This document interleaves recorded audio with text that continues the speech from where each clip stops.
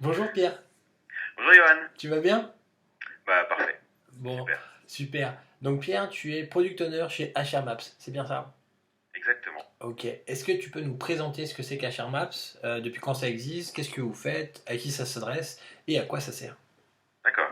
Alors HR Maps, nous avons créé la société il y a 2 ans et demi, en octobre 2014, en partant à l'international tout de suite, parce que nous avons une équipe internationale, donc en partant en Russie, en Tunisie, et puis aujourd'hui on est en train de travailler aussi sur la partie française, développer le commerce en France, et ouvrir en parallèle une filiale au Maroc. Ok, Voilà.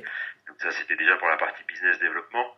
La partie HR Maps produit en tant que tel, donc c'est un SIRH, uhum, système d'information pour les ressources humaines, dédié à la gestion des talents. ok, D'accord, donc c'est pas la partie paye administrative, c'est la partie gestion des talents. Donc ok, ça permet donc Maps, c'est à la fois pour la cartographie bien sûr, et c'est aussi ça a aussi une signification. Ça veut dire measure, attract, plan and succeed. d'accord. Donc avec HR Maps, on couvre le cycle de vie du collaborateur dans l'entreprise, Mhm. depuis le recrutement, l'intégration, l'évaluation, les évolutions, et puis le développement des collaborateurs avec la partie suicide qui est la gestion de la formation. Ok. Voilà, Du en coup, quelques mots. Ah, j'imagine que c'est un outil qui s'adresse quand même à des entreprises d'une certaine taille. exactement. Ok, Donc aujourd'hui, le plus petit client est à 120 personnes, d'accord. mais c'est un petit peu une exception, mais bon, après, ça dépend un petit peu de la motivation de l'équipe RH aussi, à Ok, vouloir digitaliser ses process, automatiser. Là, en l'occurrence, le client auquel je pense, ils ont été séduits par la version mobile, mhm, la version portail. Donc, c'est ça qui leur a plu pour mettre à disposition de leurs collaborateurs. Et après, on va jusqu'à des clients en Russie avec 21 000 salariés ok. qui sont en train de faire leurs entretiens en ce moment. Donc voilà, on couvre une palette assez large. Bon, super. Et du coup, cette volonté de partir à l'international dès le début, comme tu l'as expliqué, par le fait que l'opportunité d'avoir une équipe internationale, est-ce que vous intégrez déjà toutes les dimensions multilingues, etc. Ou non, finalement, vous avez un produit unilingue et les gens l'utilisent dans leur Non, contexte? non, on a un produit multilingue. On a même été un petit peu plus loin. Ça faisait partie des préconisations initiales qui nous étaient demandées. C'est-à-dire que chaque utilisateur peut choisir sa propre langue d'interface. D'accord. D'accord, c'est pas une langue qui est choisie pour le compte du client. Chacun peut choisir sa langue d'interface. Les données sont dans la langue du client. D'accord, les De données ne sont pas saisie. traduites, bien sûr. D'accord. Mais donc l'application existe aujourd'hui en russe, en français et en anglais. D'où l'intérêt de travailler avec des entreprises déjà internationales, etc. Exactement. Ok. Voilà. Et donc la raison de l'international, c'est parce que bon, c'était par opportunité de business en Russie, mais c'était aussi une volonté parce que comment dire ça, le marché français est déjà pas mal occupé sur le terrain qu'on occupe. Donc voilà, c'était et puis il y avait un réel besoin dans ces entreprises à l'étranger de se structurer en termes de process RH. Ok. Donc et pour les formations et enfin remplacer Excel en gros. Enfin bon, ce qui est encore en cours Vaste dans pas mal programme. d'entreprises, ouais, c'est ça, le fameux Excel.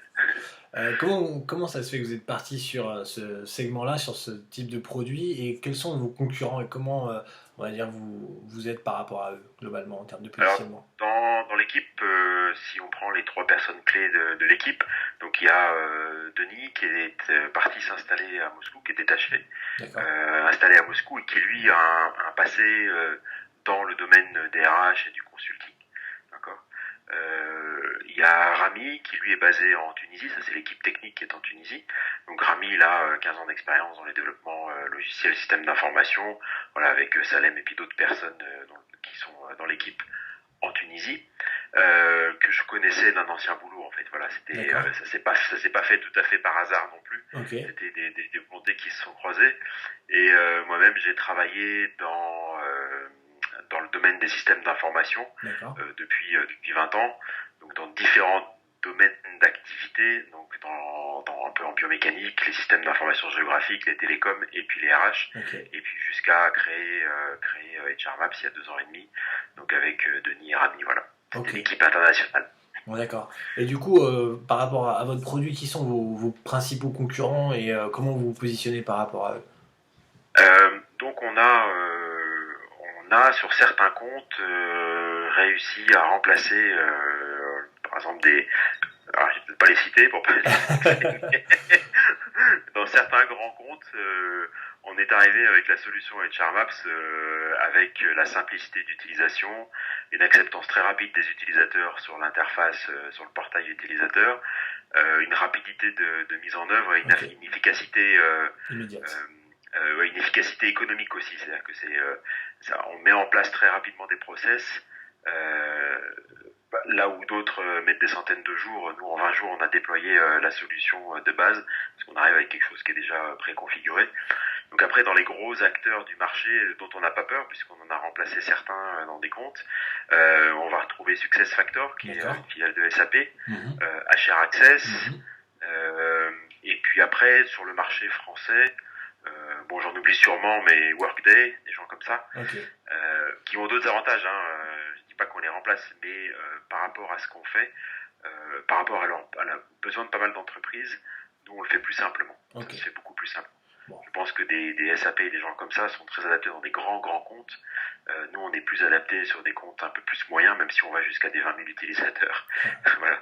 On n'est plus tout à fait sur des tailles moyennes d'entreprise, mais voilà, ça permet comme ça d'avoir des choses simples qui se mettent en place au niveau RH. C'est pas très compliqué. Par exemple, créer une session de formation. Dans l'exemple que je vous donnais, là, nous, c'est 2 clics. Là où d'autres ont un parcours beaucoup plus compliqué pour aller créer une session de formation. Qui permet d'inscrire les gens, d'avoir les statistiques, etc. en automatique. Après, on a des acteurs un peu plus petits. Il y a Talentsoft dans les grands, là, dans les Français, qui s'est très très vite développé, là, qui existe depuis 2007, là, qui s'est très fortement développé, là, une jolie croissance. Et puis des gens comme Federis, Sigma RH, voilà, où il y a vraiment beaucoup d'acteurs sur le marché français. Donc c'était difficile en démarrant d'attaquer ce marché-là. Voilà. Pour ça aussi, l'international justifiait aussi ça. Mais complètement. Et du coup, ça nous permet de donner pas mal de contexte et de mieux comprendre ensuite ce que tu vas nous décrire. Donc, tu as le rôle de product owner dans la société. Est-ce que c'est la première fois que tu as cette fonction dans une structure ou tu as déjà été product owner avant ? J'ai déjà été, alors après, ça portait pas ce nom-là.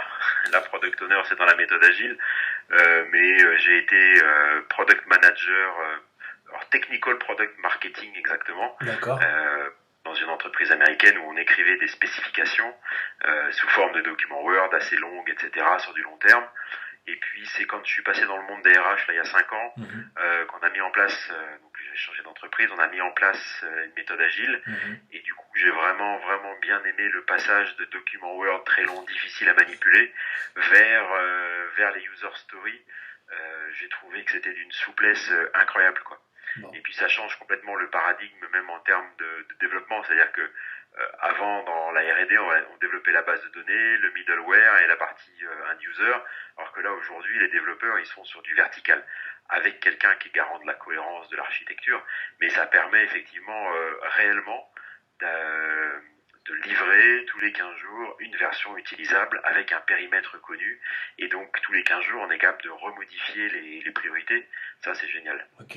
Voilà, mais je dévoile peut-être un petit peu la suite. Mais non, complètement. L'idée c'était de parler de ton parcours et des expériences que tu avais eues avant. Alors on sent l'expérience et les périodes antécédentes de souffrance un petit peu dans des contextes informatiques, on va dire, qui datent. À l'ancienne, avec des process en chute d'eau, là, en waterfall.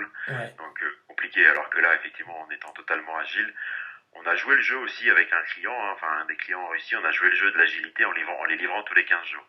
Ce qui n'était pas facile parce que ça nécessite vraiment de mobiliser une ressource de leur côté, qui fait les recettes et l'acceptance au fur et à mesure de l'avancée du projet.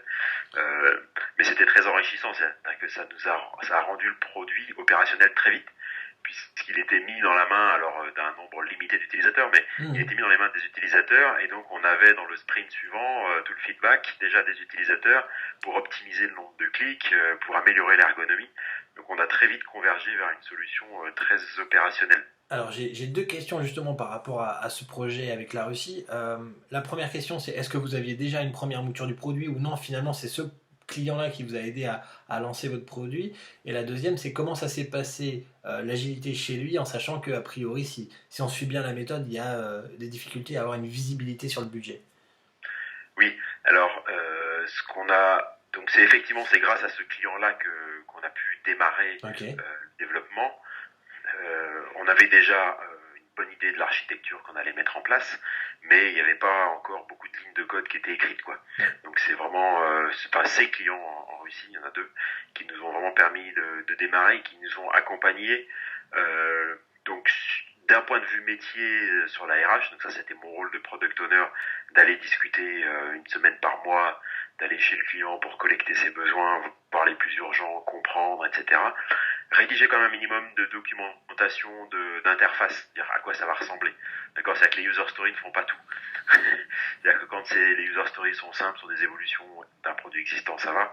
Quand c'est sur une nouvelle fonctionnalité, on a intérêt à aller un petit peu plus loin dans les spécifications et pas se contenter du en tant que, d'accord. Voilà. Et après, la deuxième partie de la question, c'était sur la visibilité budgétaire, en fait. Budget, ouais, le budget par le client. Donc non, là, on n'a pas réussi à jouer le jeu jusqu'au bout. Ouais. On était quand même contraint par un budget fixe. Mais par contre, dans ce budget fixe, donc qui déterminait un nombre de points d'user story, etc., dans ce budget-là, par contre, on s'était réservé des évolutions. D'accord. On n'avait pas fiché les specs au départ, donc on a vraiment joué le jeu de l'agilité en acceptant, nous, de notre côté, des retours clients tant que ça restait dans l'enveloppe qui avait été définie. Okay. D'accord, donc voilà, ça a permis de... On n'a pas joué tout à fait le rôle de combien de business points dans la user story et faire le ratio avec le nombre de points du coup de la user story pour voir lesquelles étaient les plus pertinentes, parce que on a accepté aussi d'être en mode itératif, de mettre dans les mains des utilisateurs, de regarder, de collecter quels étaient leurs besoins les plus urgents. Donc ça a vraiment été très très itératif et interactif aussi. Bon. Beaucoup de Skype. Ben, en tout cas, ça semble avoir été un bon compromis. Ah, super. Ouais, j'imagine que vous faisiez tout ça peut-être dans une autre langue que le français ou le russe.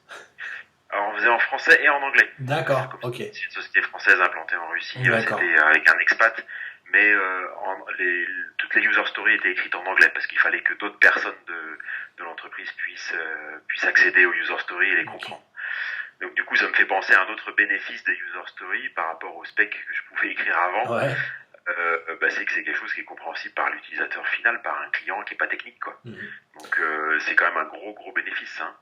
Donc j'allais te poser justement la question de quels sont globalement l'ensemble des livrables que tu prépares et que tu agglomères pour un sprint. Donc tu as parlé des users et j'imagine que dans certains cas il y avait aussi des maquettes, des protos, des choses un petit peu plus visuelles.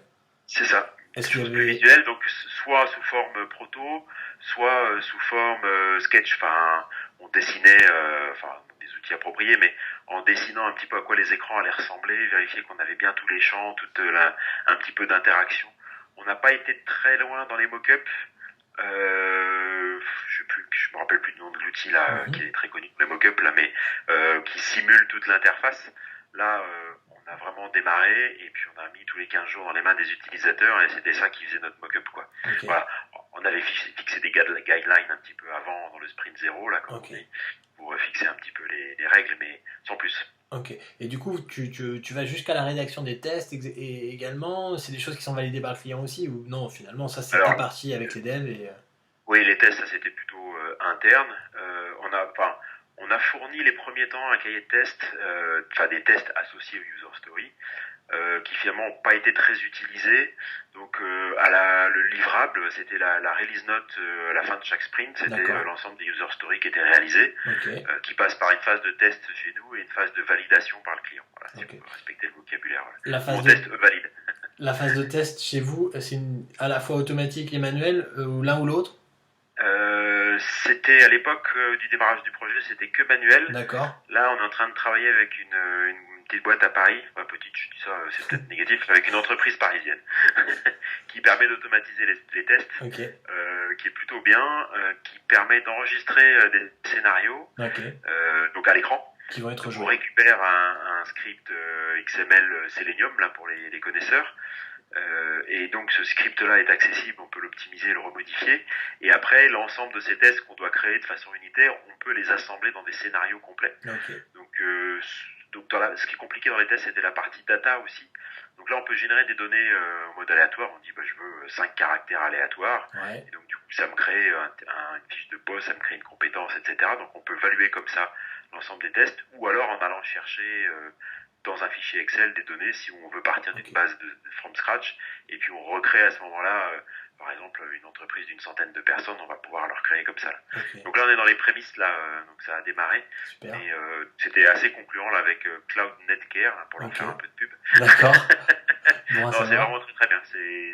C'est super. Et les mêmes tests, ce que je trouvais vraiment bien. Pour l'instant, nous, c'est les tests de non-régression qu'on vise. D'accord. Mais les mêmes tests peuvent être utilisés pour faire de la montée en charge Mhm. et pour faire de la surveillance aussi. Donc, on va vérifier que le script tourne toujours sans créer de données. Voilà. Ok. Et donc, du coup, les données sur lesquelles vous faites des tests, c'est des données qui sont aussi multilingues, j'imagine, pour éprouver un peu le produit? Oui, c'est ça. Ok. Alors, pour l'instant, on n'a pas encore été aussi loin, mais c'est dans la perspective, oui, c'est d'aller pouvoir tester.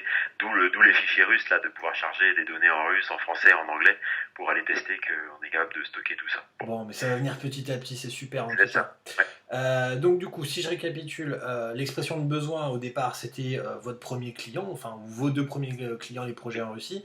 Maintenant, vous avez un petit peu plus de clients et de pays. J'imagine que vous avez quelque chose qui s'apparente à un backlog ou on va dire une série de choses C'est à ça. faire, qui est plus ou moins en rapport avec votre vision produit et votre roadmap. Exactement, oui. Bon, au démarrage, on était quand même, que ce soit Denis, Rami ou moi, on venait tous les trois du monde de la RH. Chacun dans son domaine, mais on venait tous les trois du monde de la RH. Donc on avait quand même déjà une bonne idée de ce que pouvait être une version 1.0 de l'application. Ok, Là, on a refait, depuis le mois de juin 2016, on a refait entièrement le portail ok, pour utiliser les nouvelles technologies. Donc être responsive, enfin avec AngularJS, ok, les technophiles connaîtront, qui permet du coup sur le mobile, qui permet donc sur son mobile d'avoir ses entretiens, sa fiche collaborateur. J'aurais dû le préparer, hein, ça. L'inspiration me vient. Et donc effectivement maintenant on a un backlog, donc on est en train de migrer, on était sur Easy Redmine, ok. on est en train de passer sur Atlassian, là, Jira, Mhm, d'accord. pour utiliser le... Est-ce que la migration est facile déjà? Oui, ça va. Franchement, dans Jira, on a été capable de se connecter on met un login password, on peut se connecter directement dans la base Redmine ou Easy Redmine, de toute façon c'est la Ah même ouais, source, et faire et un donc apport. de réimporter toutes nos user stories. Donc après on a tâtonné un petit peu là, mais comme ça on a pu récupérer toutes nos user stories, et du coup là on est en train de finir une version sur Redmine, et la prochaine elle se fera avec Jira. Alors, Et donc dans Jira, le truc qui m'intéressait moi ouais, en tant que product manager, c'est l'appli qui s'appelle Portfolio. ok, C'est ça. Voilà, d'accord. Portfolio qui permet de définir des initiatives, des epics ou des features, Ouais, et dans les features, les user stories, et d'avoir une idée sur la planification. d'accord. Ce Et que je du coup, trouvais vous pas. utilisez ces trois niveaux hiérarchiques des peak, Oui, feature et user? D'accord. j'utilise ça parce qu'après, la façon dont on va communiquer, c'est que les epics, ça va être notre roadmap produit Ok. public. Pas les epics, pardon, les initiatives, ça va être Mhm. les grands blocs fonctionnels sur lesquels on va travailler. Le niveau en dessous, ça va être quelque chose qui va nous servir pour communiquer avec les commerciaux vont pouvoir utiliser pour communiquer avec nos clients ou nos prospects. Ok. Et le Donc, niveau user notamment en story, avant-vente. notamment en avant-vente, exactement, en disant, bah voilà, on a ça et ça va faire ça, ça et ça. Ok. Et Et on ça va tous arrive avoir un plus ou moins détail. bientôt. Voilà, c'est ça. Donc ça, c'est la professionnalisation après 2 ans et demi. On avait déjà une bonne professionnalisation avec les user stories dans Redmine, donc on était capable de savoir ce qu'on livrait dans chaque version, Ok. ce qui n'a pas toujours été le cas dans ma vie de développeur. J'imagine. On livrait des versions avec des fois des surprises, des bonnes ou des mauvaises. Alors que là, interdiction à l'équipe de développement de travailler s'il n'y a pas une user story, quoi. Ok. Tout doit être traqué. Voilà, que ce soit d'ailleurs du développement ou que ce soit la partie customer service. Hein. Ok. Donc, vous D'accord. êtes, pour donner une idée, vous êtes combien de personnes en tout à Shermaps aujourd'hui à peu près? Alors on est une grosse dizaine, une douzaine. D'accord. Ok. Et On du. est, on est deux en France. Ouais. Donc il y a moi, donc product owner, et puis je suis le fondateur de HR Maps. Ok. J'ai un alternant qui vient m'aider sur la partie déploiement client, Ok. qui est niveau chef de projet Master 2. D'accord. Voilà, donc on a aidé à formaliser, je l'avais en tête, mais voilà, on a formalisé ensemble le process de déploiement chez les clients, les questions à poser là pour tenir nos fameux 20 jours de déploiement. Mhm. Et puis après, il y a une équipe vente et marketing en Russie avec un Ok. community manager, enfin une community manager, Ok. avec Denis qui est détaché qui est salarié de la France, mais qui est détaché en Russie et qui s'occupe du développement à l'international. Donc là, par exemple, cette semaine, il était au Maroc puisqu'on ouvrait la filiale pour aller faire des visites clients. Ok. Et puis, donc on va avoir une filiale au Maroc, je ne les avais pas comptés, effectivement, on va avoir 2 personnes C'est nouveau de cette semaine là, voilà, on a le feu vert. Et puis il y a une équipe technique en Tunisie là avec 5 personnes. D'accord. Et du coup, la personne qui a réussi, qui fait le community management, est aussi celle qui fait le support, j'imagine, chez les clients.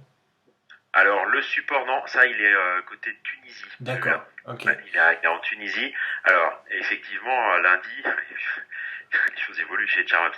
Lundi, on a effectivement un support avant-vente et support client qui rentre au bureau là à Moscou. Ouais. Donc il va venir justement aider un petit peu à traduire les how-to, enfin il y a quand même un manuel utilisateur, cette fameuse procédure de déploiement chez les clients, Mhm. on va pouvoir comme ça aussi les traduire pour l'adapter, pour que lui puisse aller, quand il va en clientèle, enfin c'est même plus que de la vente là, hein, c'est même du déploiement client, Ok. dérouler le process de déploiement client, les questions à poser, et puis c'est lui qui va s'occuper du support local en russe, Bon. sachant que nous le support il peut être fait en anglais mais pas en russe par l'équipe technique quoi. Voilà. Ok, je comprends. On est en train d'explorer aussi la partie helpdesk de Jira Ok. avec les files d'attente pour pouvoir Bah, classer ça. c'est un petit peu pour ça que je te posais la question, c'est que j'imagine que du coup tu vas avoir de plus en plus de canaux entrants de retour, hein, que ce Ça. soit en avant-vente, en vente, au support. Ça va vous permettre un petit peu de consolider ce que vous avez déjà dans le backlog ou carrément de le redéfinir, de le reparamétrer.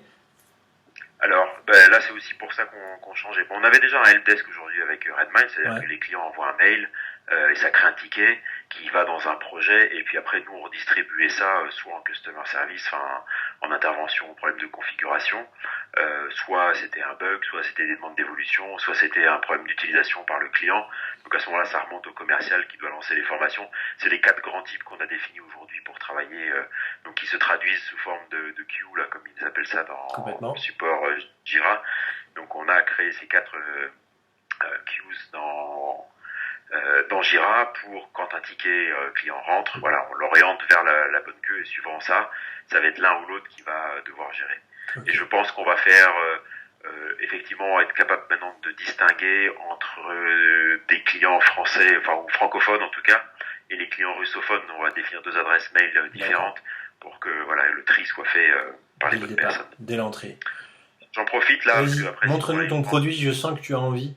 Voilà, j'en ai très envie. Donc là, je sais pas si tu vois quelque chose. Ouais, Ça, si, si, complètement. c'est la fiche collaborateur Ouais. avec ici son résumé de carrière. Mhm. Donc on voit en couleur, c'est les domaines, d'accord, c'est les choses Sympa. qu'on configure avec le client au départ. Ouais, Et ouais. puis après, on a des niveaux hiérarchiques de postes. Voilà, là, on a ses qualifications, c'est les attributs avec des dates de fin.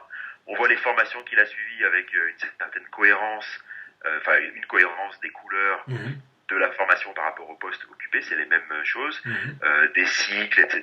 Et puis on voit une petite carte à la fin, D'accord. là où j'ai travaillé. Voilà. Ok. Et on a la même chose dans la partie mon évolution, où je vais voir là où les implantations de l'entreprise, là où elle est placée, là où elle a des établissements, afin d'émettre sur la carte des souhaits de mobilité Ouais. géographique, des souhaits d'évolution et des souhaits de formation à travers le catalogue de formation Ok. ou mon développement parce que je veux occuper tel poste dans le futur, quelles sont les compétences qui me manquent, qui me permettent de faire mon marché et devenir acteur de mon développement. Voilà. Choisir mes formations, les suivre, etc. Mes actions individuelles de développement qui peuvent être, je choisis un coach, j'ai besoin de tutorat ou de D'accord. mentorat, etc. Voilà, on choisit ça. Et après, donc là, c'est ce qu'on met en avant aussi dans HR Maps. On reviendra après sur la technique. Donc ce qu'on met en avant dans HR Maps, c'est que le développement des collaborateurs passe par le manager de proximité. Donc avec ce Ok. portail-là, il a accès à son équipe et donc il est capable d'aller accepter ou refuser. Donc après, l'entreprise a aussi un travail à faire par rapport aux managers de proximité pour leur expliquer les enjeux, quoi. On a par exemple la déclaration des potentiels. Les managers souvent veulent pas déclarer leur potentiel parce que ils vont dire ouais, on va me le piquer. Mais en fait, de toute façon, la personne partira de toute façon si elle le souhaite. C'est ça, voilà. Donc après, ça c'est le rôle de la RH. Nous on fournit l'outil. Après, c'est le rôle de la Ouais, RH de faire l'accompagnement nécessaire auprès c'est des ça. managers et des équipes pour leur expliquer l'importance du développement des collaborateurs. Votre évangélisation ne va pas jusque-là. On est d'accord. Oui, oui, bah on leur explique, mais bon après c'est difficile. C'est de l'accompagnement au changement. Là, c'est un petit peu en dehors du rôle d'éditeur dans ce cas-là. Ok. Et du coup, globalement, quelles sont les principales difficultés au niveau RH des entreprises que vous rencontrez qui sont clientes chez vous? On parlait de gestion de talent au début de la vidéo. Oui. Globalement, concrètement, ça se matérialise comment? C'est-à-dire qu'on ne sait pas qui sait faire quoi et on ne sait pas comment exploiter au mieux les compétences et les ressources et les trous et les surplus, ou non, c'est d'autres problématiques. Non, c'est exactement ça. Hein. Il y a un client qui m'a dit un jour, on ne sait pas où sont nos pépites. Voilà, donc il faut mettre en place. Encore une Une fois, mine d'or. c'est ça. Il faut mettre en place le process qui va expliquer aux managers l'intérêt qu'ils ont à déclarer leur haut potentiel pour pouvoir les développer par la suite. D'accord, c'est pour le bien de l'entreprise. Alors effectivement, le manager va peut-être regretter de perdre quelqu'un, mais à ce moment-là, on lui donnera quelqu'un d'autre à la place, quoi. Et peut-être mieux. En ayant effectivement fait l'évaluation des compétences. Donc ça, c'est pareil, l'évaluation des compétences, ça veut dire j'ai une matrice de compétences avec là où l'entreprise est faible, l'entreprise ou les individus. Ça veut dire que j'ai un référentiel de compétences, que j'ai associé des compétences à des fiches de poste. Donc il y a un travail RH qui doit être fait en amont. La difficulté, elle est plus là au départ. Les entreprises comprennent bien qu'elles ont besoin de HR Maps, qu'elles ont besoin de notre outil pour homogénéiser les process et à la fois offrir la vision micro, c'est-à-dire que depuis le portail utilisateur-manager, je traite l'individu, et après, côté back-office, la RH, elle a l'ensemble des souhaits de formation avec un coût associé, ce qui lui permet de définir son budget prévisionnel du plan de formation. D'accord, donc on a à la fois la vision micro-macro, c'est-à-dire que tout le travail de collecte de l'information, il est dédié aux collaborateurs qui peuvent être acteurs dans le portail, aux managers lors des entretiens, et après, toute la collecte permet à la RH d'avoir la vision macro. Et la difficulté des entreprises, là où elles ont l'impression que ça va être compliqué, mais en fait ce temps-là, elles le passent déjà De d'une toute manière ou façon. d'une autre dans Excel. Donc autant le passer, et c'est pas plus compliqué, autant le passer dans un outil, dans un SIRH comme HR Apps, et là, il y aura derrière l'effet, il est démultiplicateur, quoi. L'information, elle est tout le temps à jour parce que le collaborateur, elle le voit dans son portail, il peut aller modifier ses souhaits, il peut émettre des nouveaux souhaits. Donc la RH, elle a toujours une information à jour, pas obligé d'attendre l'entretien annuel dans une version papier, au mieux Word, mais qui reste non traitable. Alors que là, par exemple, dans l'entretien, donc on peut créer ses propres formulaires. Donc on a des questions structurantes comme, par exemple, avez-vous des souhaits de formation? Oui, non. Donc si vous avez des souhaits de formation, à ce moment-là, le collaborateur, ça va chercher dans le catalogue des formations de l'entreprise. Okay. Donc, ce qui fait que, après, c'est cohérent, c'est-à-dire que, à partir du moment où on voit qu'on a suffisamment de souhaits de formation pour un module particulier, à ce moment-là, le RH peut déclencher une formation intra ou inter, suivant la volumétrie. Donc voilà, il y a tout un tas de choses comme ça qui permettent d'automatiser et de centraliser une information tout le temps à jour, quoi. Okay. Et du coup, ça peut leur permettre aussi d'ouvrir des formations et d'ajouter des choses à leur catalogue s'ils en ressentent le besoin.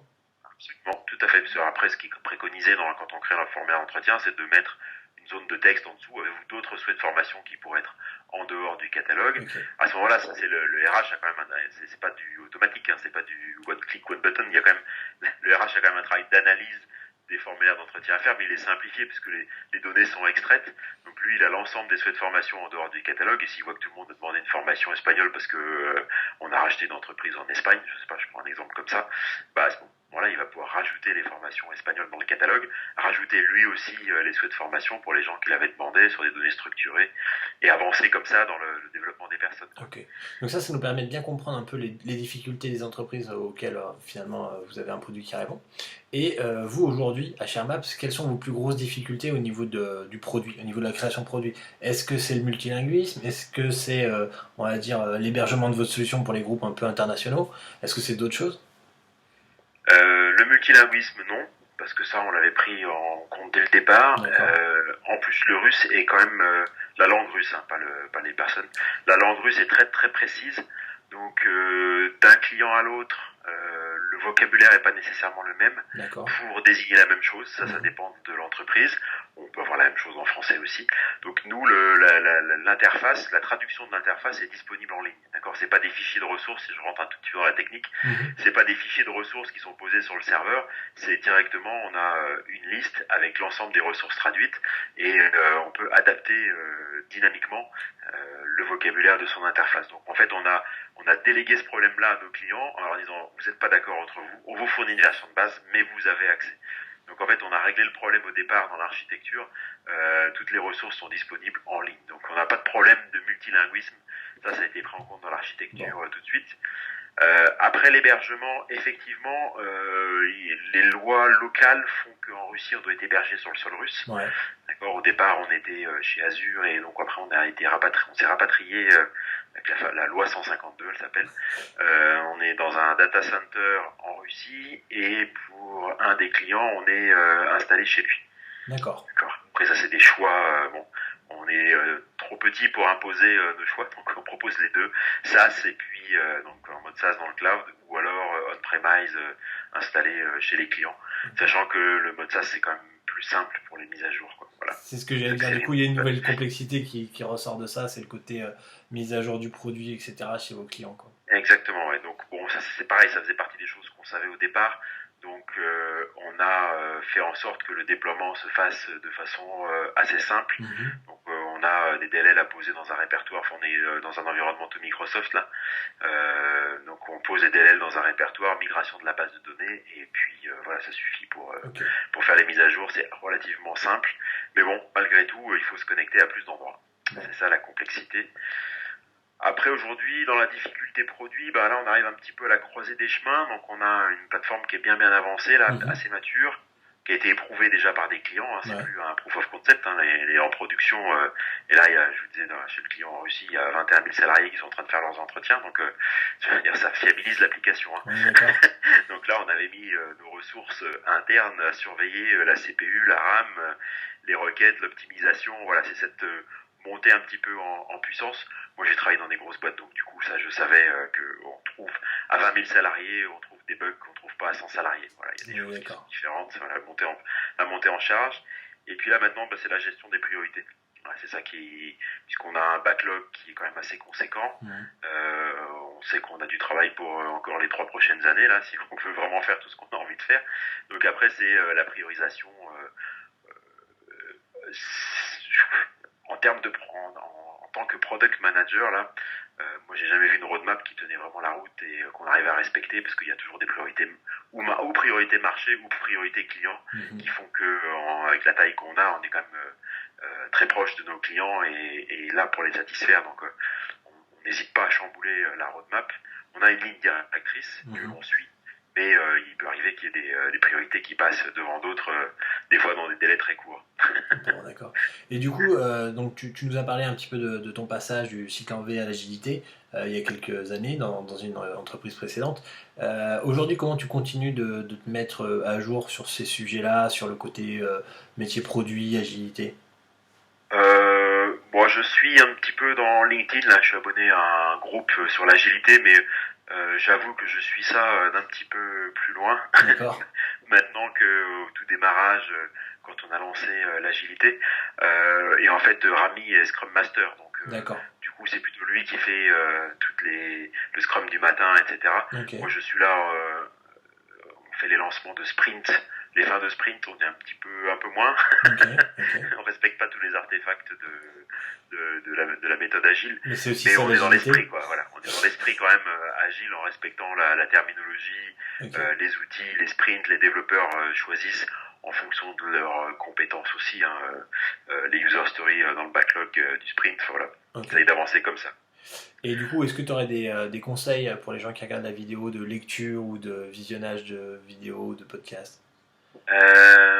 Moi, j'avais commencé par lire un livre que j'ai fait acheter à la bibliothèque de mon village, là.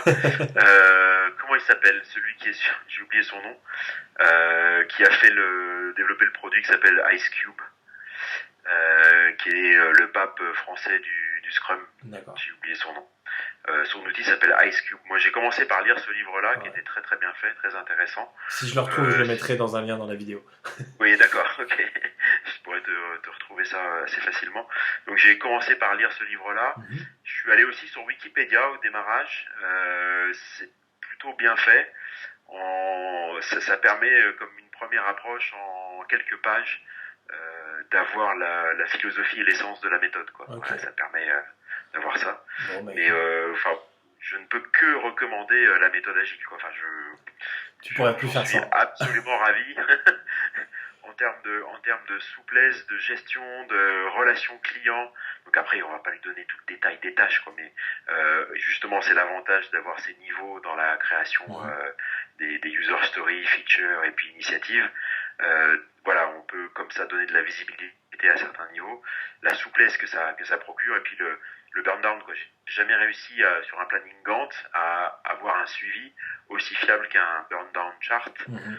Pour ceux qui connaissent pas la méthode agile, en gros, on a un nombre de points au départ, et puis chaque fois que les user stories se terminent, les points que contenait la user story sont décrémentés.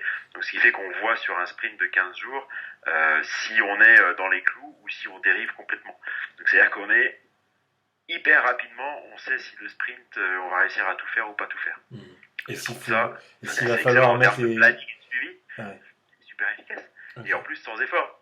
C'est simplement, on prend son post-it et on le déplace dans la colonne. C'est magique, on n'a pas besoin d'un gestionnaire de projet, ça se fait tout seul. Bon, en Voilà, tout cas, faut trouver le bon.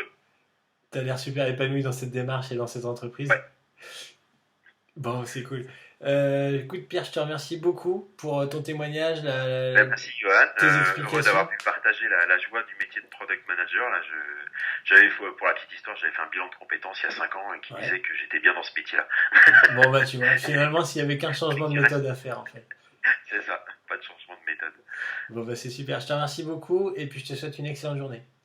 Merci Johan. Au revoir. À bientôt.